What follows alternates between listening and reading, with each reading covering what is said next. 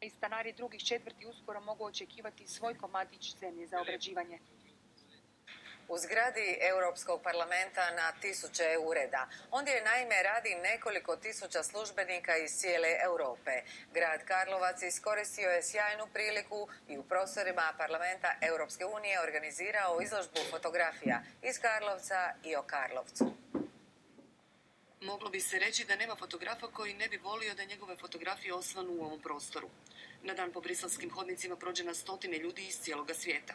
I pogledaju. A u ovom su prostoru mogli vidjeti Karlovac. Barem mali dio njega. Znate što, ja bih rekla da je ovo, to se onak lijepo kaže sneak peek. Odnosno, to je ko jedan mali teaser za sve ljude da vide što Karlovac ima i što bi Karlovac sve mogao ponuditi.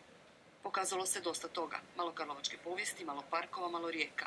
Kombinirali su fotografije 4 karlovačkih fotografa. Snimili smo nekoliko kadrova starog grada Dubovca i ostalih starih gradova u karlovačkom okruženju i to izgleda jako dobro. Mislim, oni su lijepi samo po sebi i kada su fotografije zemaljske, a kada to se napravi iz ptičje perspektive bude i atraktivnije. Mi bi ovdje mogli napraviti po svim ovim hodnicima izložbu da onda bi tek vidjeli kako Karlovac izgleda. Ali barem nešto smo im uspjeli pokazati, nadam se s ovim što smo ovdje danas izložili. Isprikazani oduševili su europarlamentarce.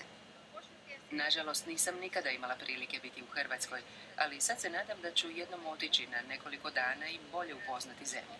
Izgleda mi kao fantastično mjesto. No, ovo su samo dijelići Hrvatske i Karlovca. Ključno je bilo dovesti tu centralnu, normalnu Hrvatsku ovamo u parlament. Fotografijama smo pokazali komadić prirode, a za komadić povijesti pobrinula se atraktivna karlovačka gradska garda. Toliko u regionalnom dnevniku.